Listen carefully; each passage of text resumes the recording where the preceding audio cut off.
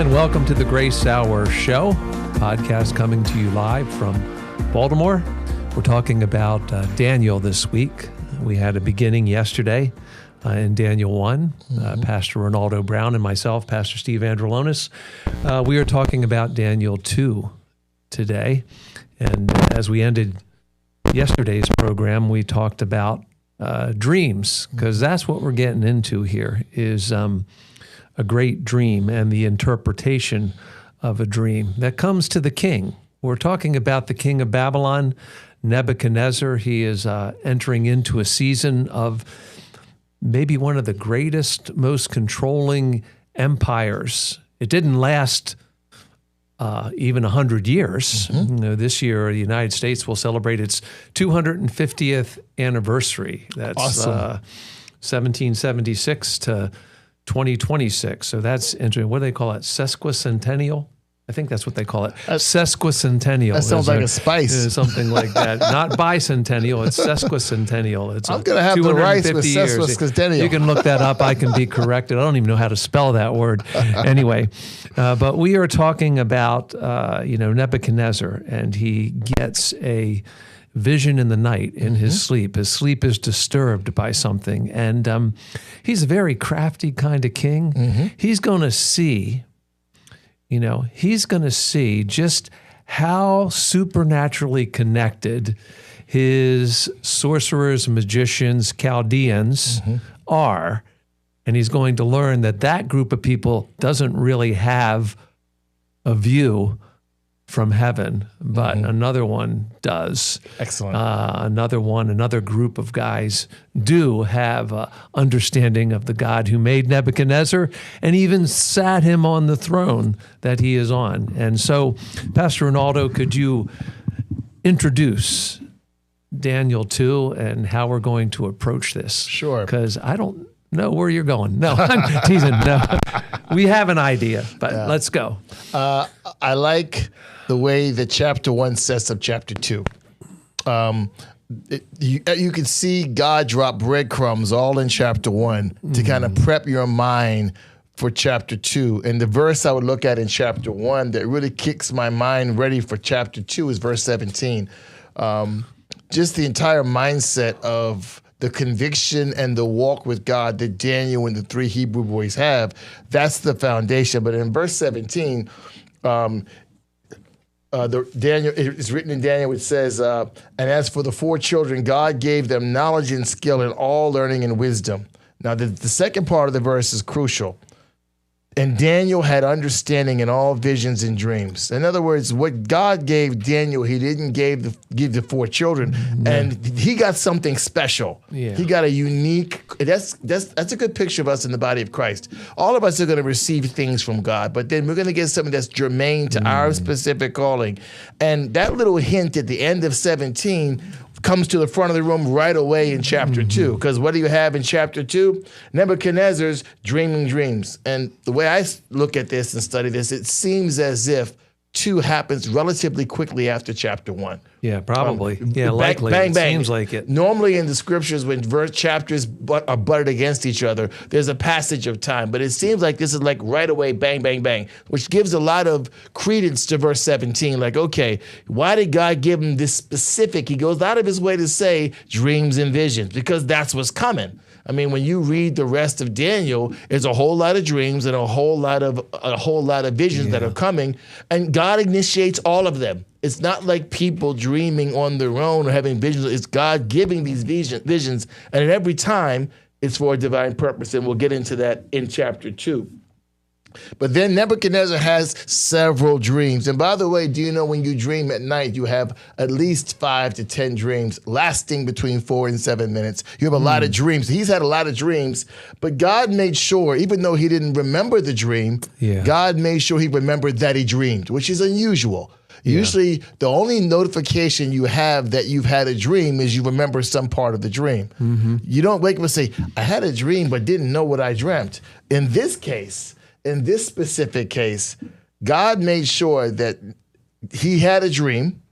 He was aware that he had a dream, did not reveal the context, but he made sure that it troubled him. It stirred his spirit up that he wanted to know what the dream was about. And the environment that Nebuchadnezzar was raised in under his father before he took over for his father was a typical palatial situation where there's a lot of hang-ons, a lot of wise men, a lot of counselors, a lot of officials, all giving you counsel. They all have jobs, and they got a job protect. So how do I job protect? Well, I make myself useful. So we're here, we're the soothsayers. I kind of get this idea like Nebuchadnezzar was cynical. It's like, you guys claim to be wise. Well, you know what? And it remains to be seen whether he remembers it or not. I believe he doesn't. I believe God did that on purpose. But some think that he did know, but he was kind of like he wanted to prove all things. At any rate, he calls all these guys to interpret his dream. I like the way he does it. He does it in a way that he wants a supernatural event. He understands that something supernatural has happened in his life, so he wants a supernatural response or solution for his supernatural problem, which speaks to the condition of man. Inside of us, there's something supernatural, something eternal. And that eternalness cries out for something eternal. And a lot of people can be cynical about life because they realize that these temporal things, as attractive as they are, they don't minister to that supernatural thing inside of me. And Nebuchadnezzar's having that same angst right there. He's having that same problem. So he says, okay, tell me what I dreamed as well as interpret it. And Nebuchadnezzar's not a dumb guy.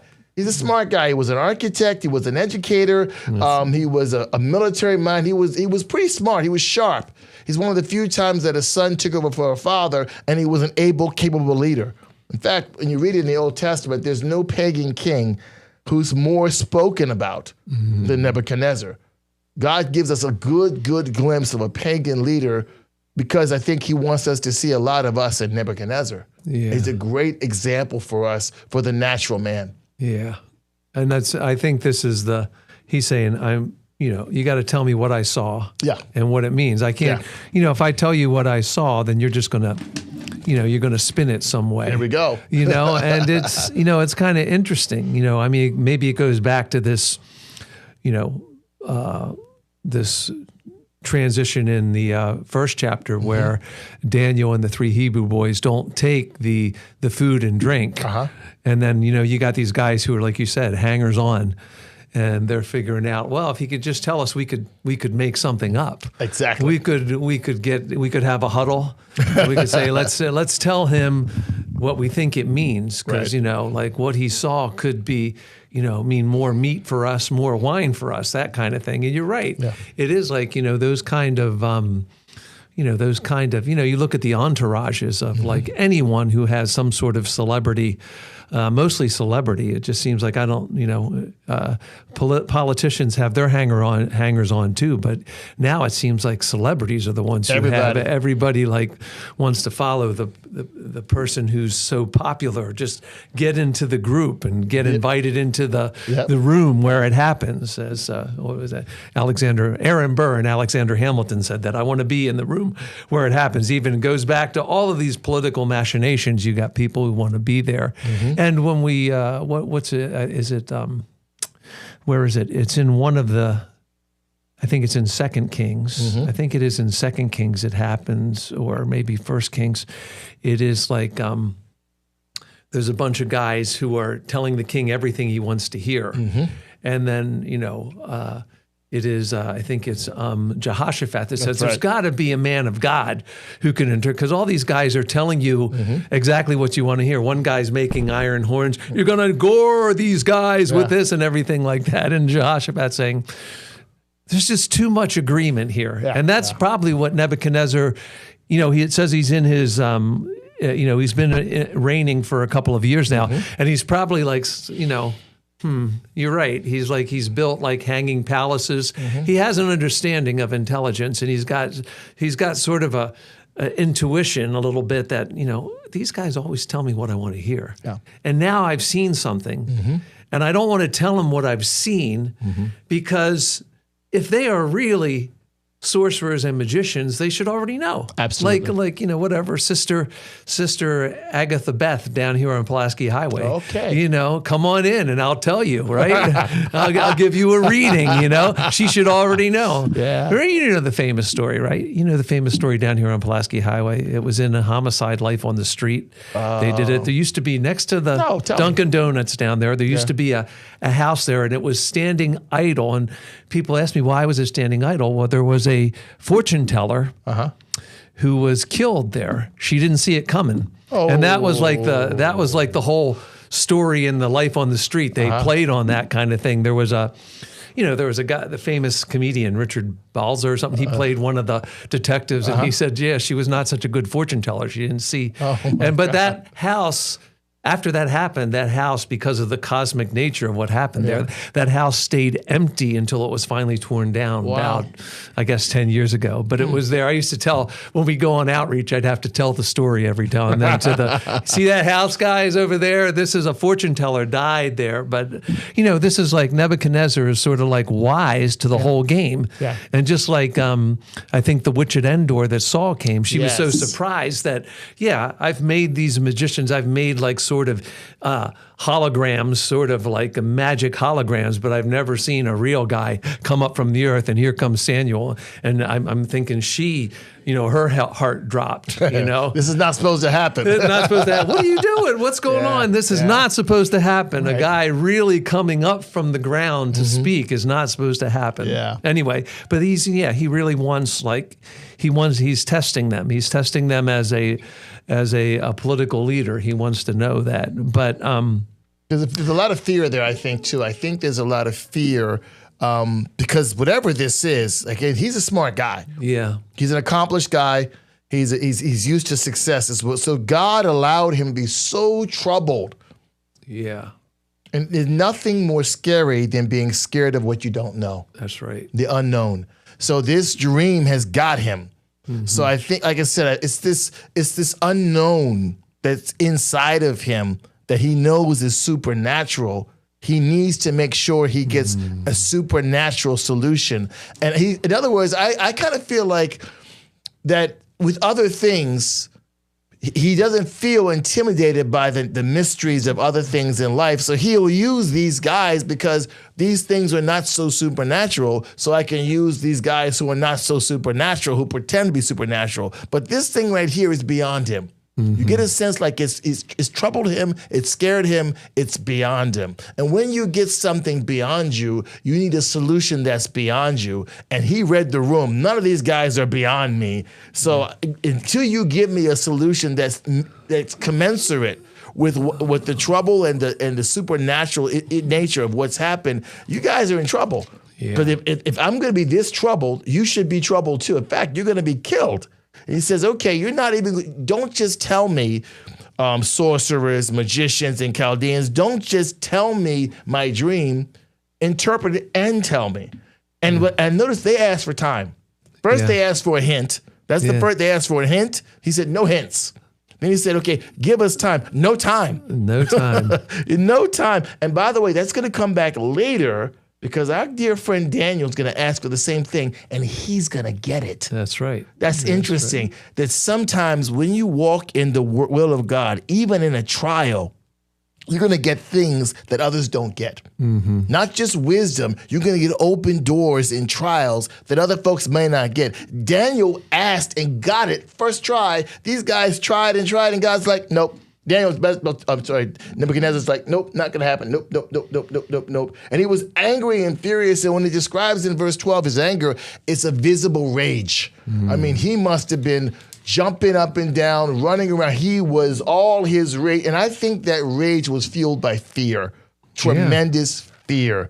There's nothing more angry than a scared person. Yeah. And he was fearful. Yeah, no, the beginning of the chapter says he had this dream, his spirit was troubled, and his sleep left him. So he could be pretty much sleep deprived at this point. Like, I think you're right in interpreting, like, I have seen something that is so significant, so significant that if I don't get the meaning of it, then, I don't know if I can ever sleep again. Because you saw this, and the last image is like this mountain smashing everything and becoming the glorious mountain. Like you're like, and you're just wondering, is this going to happen in a time frame of weeks? Right. Months, years, and he's, and he can't get back to sleep. He's afraid to go back to sleep, it seems. So at a certain point, he's like you're right, he's agitated. But I think the conviction that Daniel and the Hebrew boys showed in the first, first chapter, this is also going to give them some measure of space here. So when Daniel speaks to the guy who's come to kill them, he's saying, why is the king's order so urgent? And he, it says Daniel replied with prudence and discretion. Beautiful. And, he said, why is the decree so urgent? And he made known, and Daniel went in and requested the king to appoint him a time. Now here it is. I'm thinking he probably went in, give me 3 days, or something like that. Give me 3 days. Yeah. He's not saying he said, something about the relationship that Daniel and these Hebrew boys had already established with the king gave them that 3 days. And, we'll see that going forward, reading the history of Israel, what was it? It was, I'm thinking in particular Nehemiah, the king knew him so well that when he saw he was sad, he said, you've never had a face like this before. Tell me what's going on. And if you are serving in this place of, so close to power, you should, and the king is noting your character, and he's noting Daniel's character. So when Arioch, probably the executioner, absolutely, when he goes back and he says he's asked for some time, and Nebuchadnezzar is saying, okay, maybe Daniel I can trust. I like what you said there. I'm going to piggyback what you said, because if you go back to chapter 1. Right after that, verse 17, verses 18, 19, and 20, there is a royal observation of these boys. So before we get to that situation, this crisis, the king examined them in verse 8. He requested them in verse 18. He kind of spent time with them in verse 19, and then he came to a conclusion about them in verse 20, and he somehow discerned these guys has something different than all these other guys. In fact, it says 10 times better than the magicians and the astrologers. So if they're 10 times better, when those guys ask for time, you don't get time because you're not that great. I just met some guys a few minutes ago who are way better. And then when one of those guys says, give me more time, on the virtue of that comparison, you don't get more time, but this guy is 10 times better. Okay, he's going to get some more time. It was prudent. I think they kind of earned that time. They earned a reputation for trust. Yeah, okay, normally I would say, no, I'm angry, but I'm not stupid. Okay, yes, you got some time, but not a lot of time.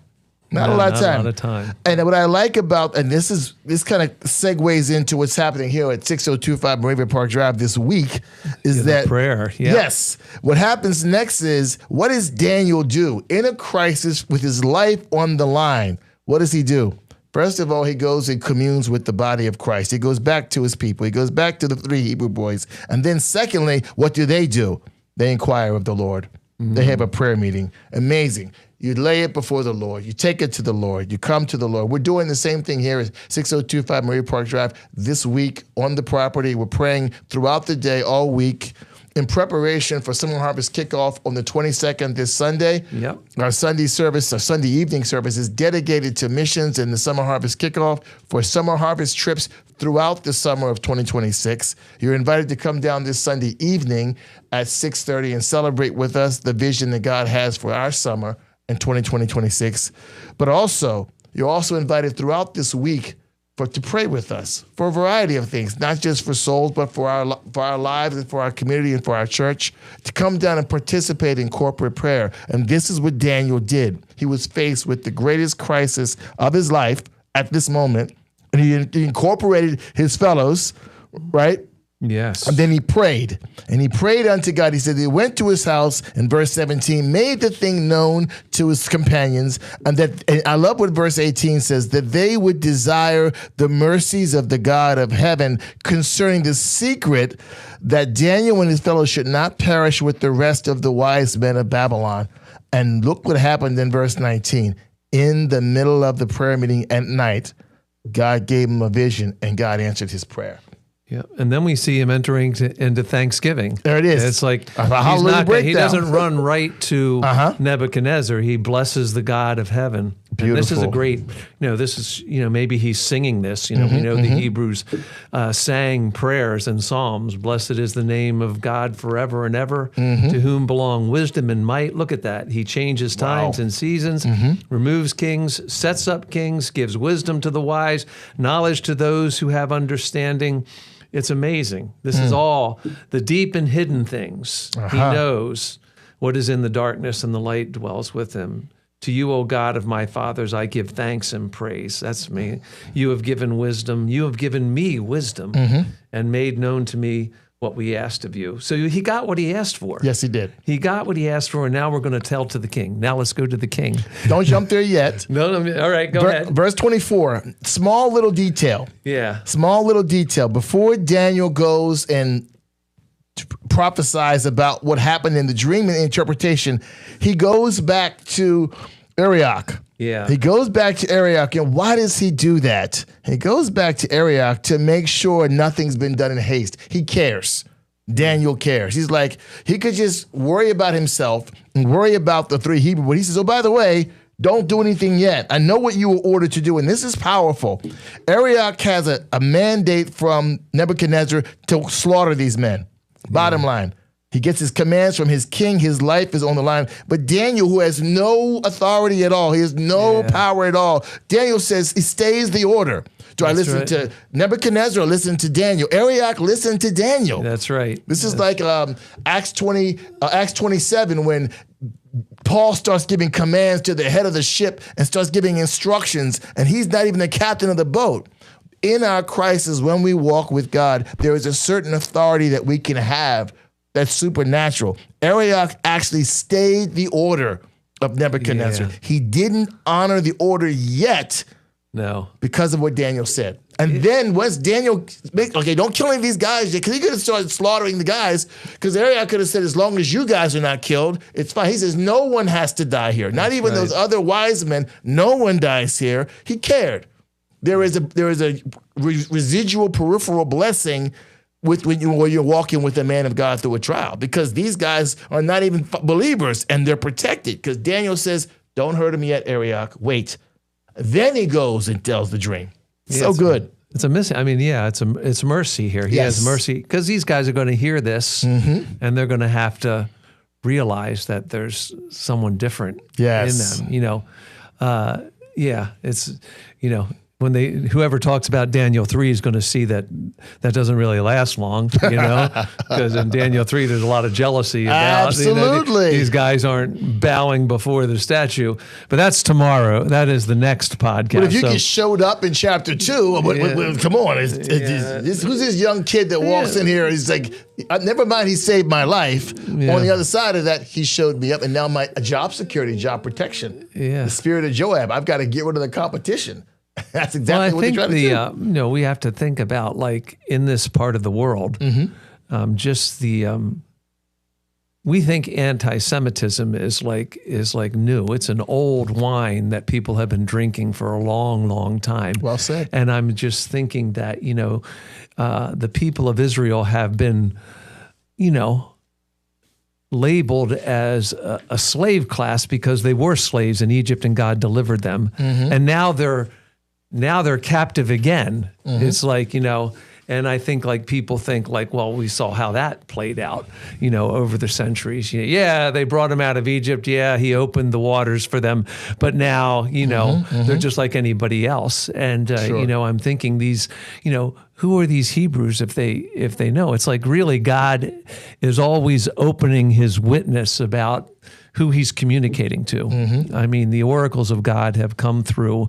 We know that at the beginning of the Bible, a man named Abraham heard the voice of God and obeyed, and it said he got a covenant promise that the nations of the earth shall be blessed through your descendants. Yes. And this is the descendants of Abraham. Here they are. If Nebuchadnezzar is going to have success, his only blessing is going to come from what he gets from these people. And that's the truth. And there's an envy. There's an envy about this, this privilege that God has given to his people to make them priests and king. And I always want to say it that way because I think here we see the priest nature of Daniel.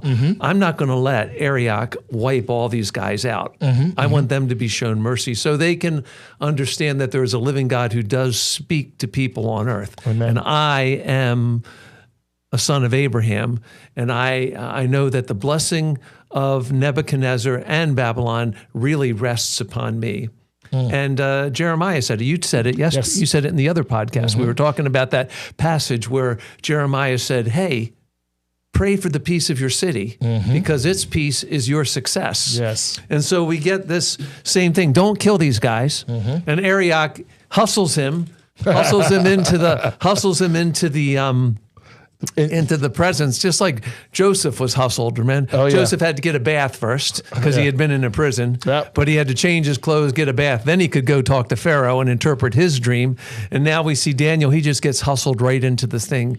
And it's saying, Arioch said, he's going to give you the interpretation. And then the king recast the whole thing. He said, I'm not just looking for the interpretation, Daniel. You got to tell me the dream and the interpretation. You got to give it's both and, not either or. It's right. You could spout off something. I'm not looking for the interpretation. I'm looking for you to tell me what I saw. Tell me that you know what I saw, and then I'll understand that you really have a connection with the eternal, right? Amen. It's I like what you said there, that Daniel understood the moment.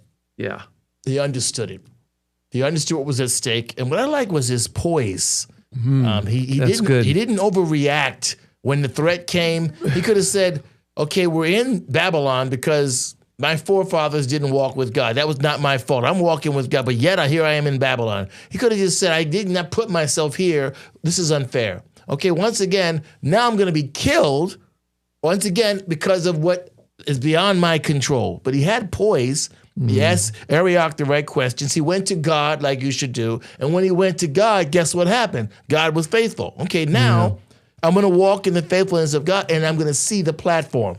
In the crisis, there's a moment when you have a platform to reveal Christ. Yeah. Right? There's two things you're going to do in a crisis. You're going to know God, and then God, in your knowing God, will give you a platform to make him known. It might be a small window. It might be a very big window, but he will give you a window. And here is his window. This goes back to the chapter 1, verse 17. Here is the window of making him known. And he doesn't miss the moment. He doesn't miss it. And I like the way he doesn't miss it, because when the prayers were answered, he didn't miss the moment. No. God was faithful, worship him. Okay, now before I give it to you, I'm not just going to give it to you, but you watch it carefully. He doesn't really start getting into the interpretation for a while.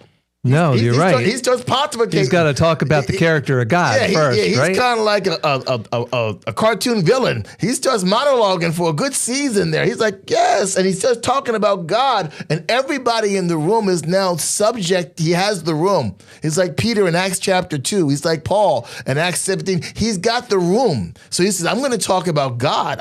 He's a preacher with a microphone, so he's going for it. He's like, okay, I'm in here. And by the way, there's no other person you can know but God. And by the way, there's no one else who has the answers but Jesus. And he just goes on, I'm paraphrasing there, but he goes on and on to talk about the glory of God and the wisdom of God and the only source of wisdom in a room full of supposedly wise men. He's like, oh, by the way, those guys, they're not the source of wisdom. My God is. He doesn't even point to himself. He points to God. Yeah, the God. There is a God in heaven. There it is. And he's saying, it's not in me. He said, are you able? And he said, no wise man can do this, but there is a God in heaven who reveals mysteries and made known some. And the thing is I think this is also Daniel sort of showing his submission to the secular throne that he's under right here, this pagan throne. He's saying, there's a God in heaven and he has chosen you to see something. He said, you are not one of us. He doesn't say that in so many words, but he is saying there is a God in heaven and he chooses whosoever he wills to choose to give information to. And you have gotten something particularly important about the future of creation, the world, the earth. Life on earth has been communicated to you, how it's going to go over the thing. And I don't think he did it to build up Nebuchadnezzar. I think it was just, like you said, he knew the room. Yep. He's testifying to the room that, you guys might, you might be able to, put together a crossword puzzle, fill in the blanks a little bit. Sudoku. And, win a Wheel of Fortune prize or something like that because, but, really when it comes down to these things that God is communicating, he has chosen Nebuchadnezzar to receive this dream, and he has chosen me to see the dream and to tell what it means. And so we're talking about God's sovereignty here. And Ken, I'm reading in my Bible reading, I'm in that part where Solomon is building the temple, and I'm taking note of, here's Solomon.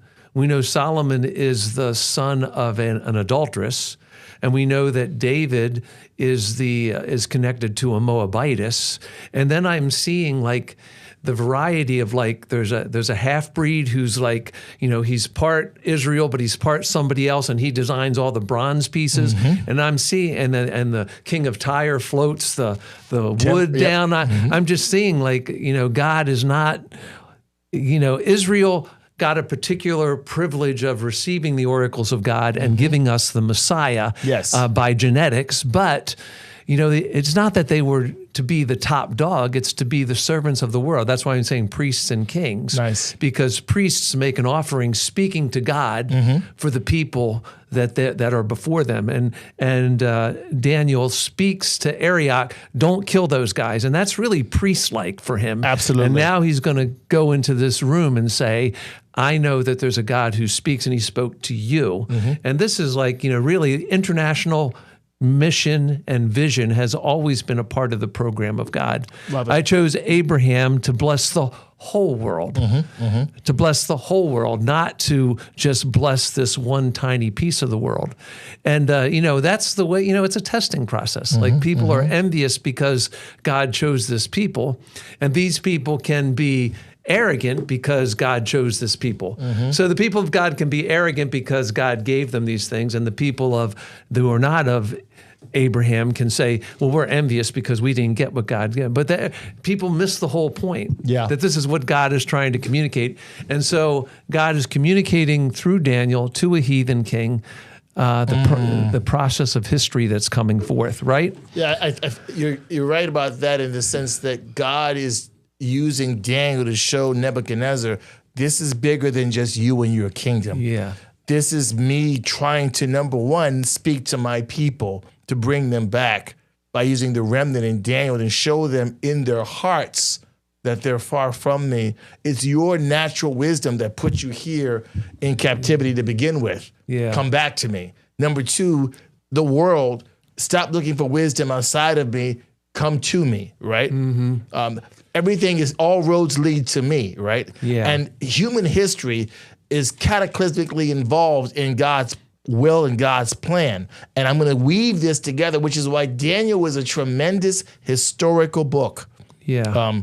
Even though it's not in the historical books, it's a tremendous historical book because it's the perfect meld, probably more than any other Old Testament book. It's the perfect meld between the history of man and God's divine plan and how it's weaved together. It's a great, great book, and you see the beginning of the weaving starting to happen right here. We see threads here in chapter 2 in this first dream, first huge dream. And let's get to the dream. This is where the story starts running fast. The car speeds up. Yeah, well, I think the dream is amazing. I mean, we're going to talk me and you we're DreamWorks.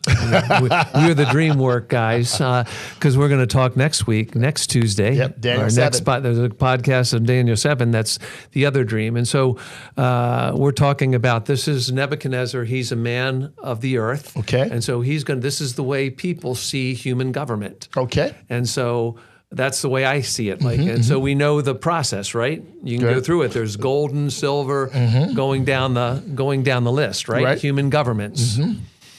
Now, normally you look at this through human governments, but let's go a different road. Let's drive a different car. Instead of walking through the elements here, we see interpretively that Daniel's pointing out that there's going to be different governments, and he talks about this in verses 36 through 45. But in these governments is the mind and the nature of man. Yes, that's it. But they're looking at, that's the way they view it. Man has always been trying to figure out the ultimate human government. Yes. Whether it's the Soviet Union, whether it's I think that's one thing. I don't want to say USA, but it is like I've read something about that somebody wrote that. He's not particularly a believer, but he wrote that, the U.S. Constitution is one of the only documents on earth that seems to take account the depravity of man in trying to form a government. Wow.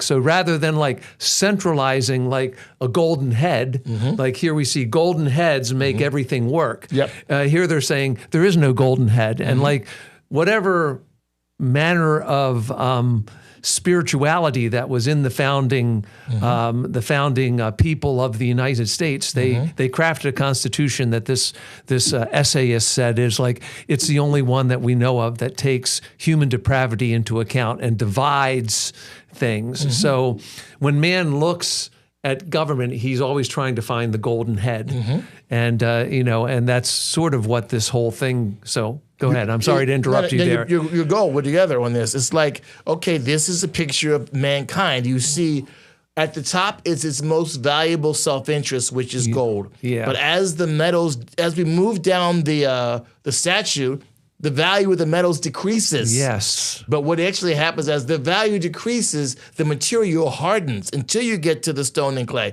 It hardens. The silver is harder than gold. Bronze is harder than silver.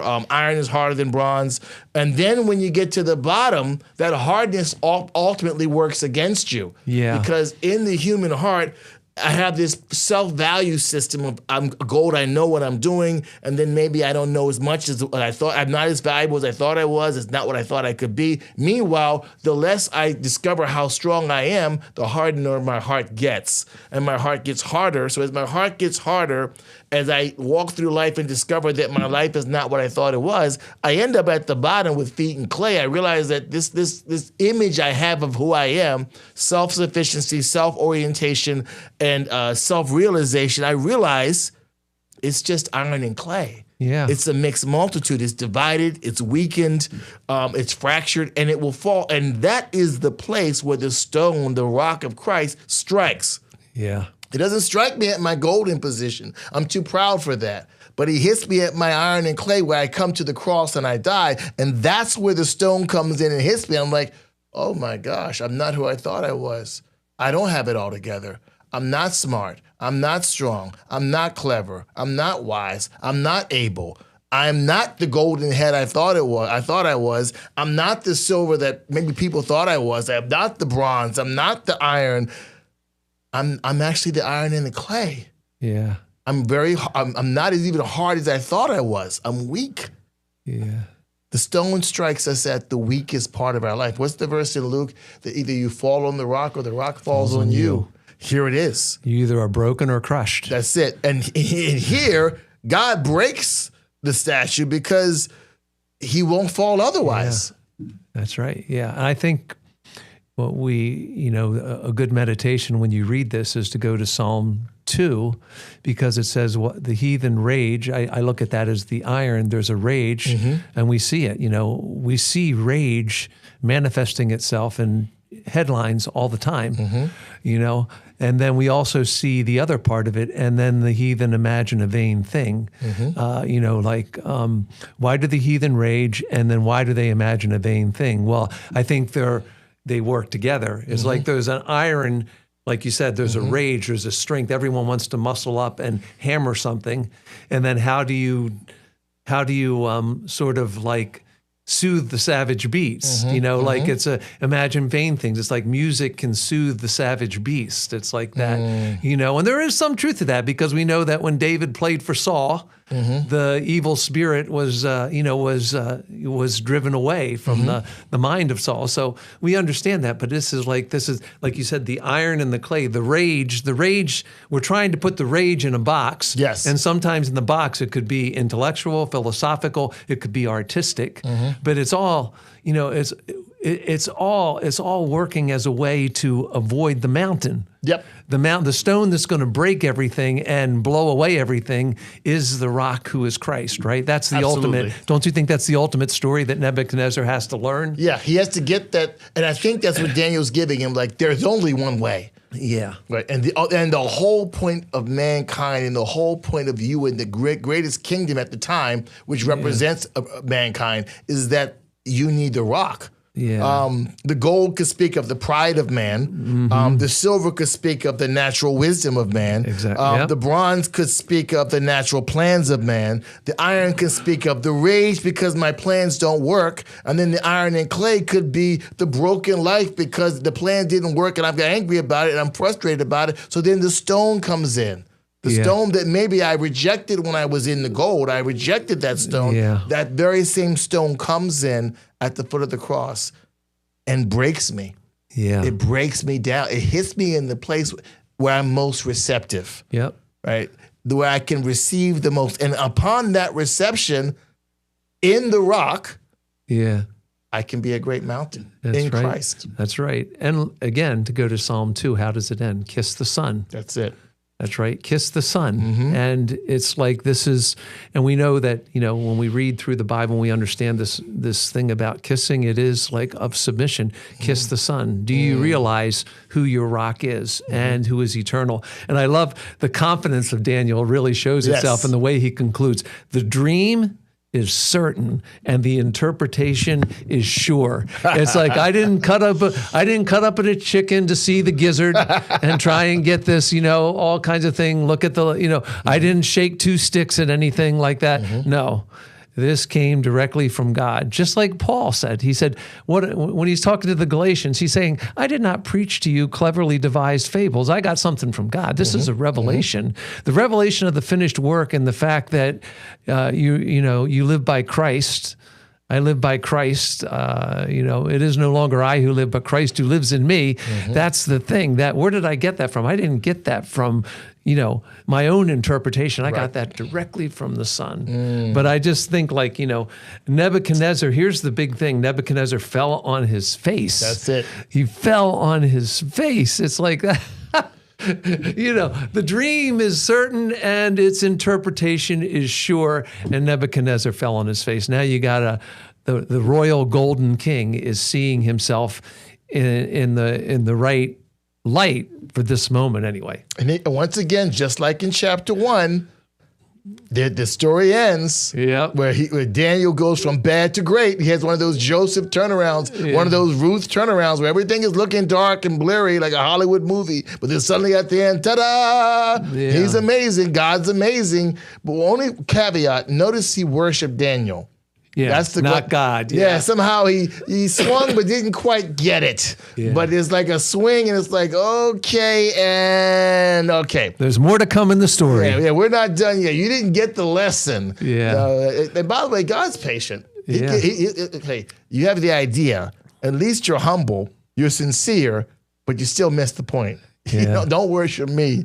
Like when Peter said it and Paul said it. Yeah. Both times in Acts when miracles happened, people tried to worship Peter, people tried to worship Paul. They both said, no, it's God.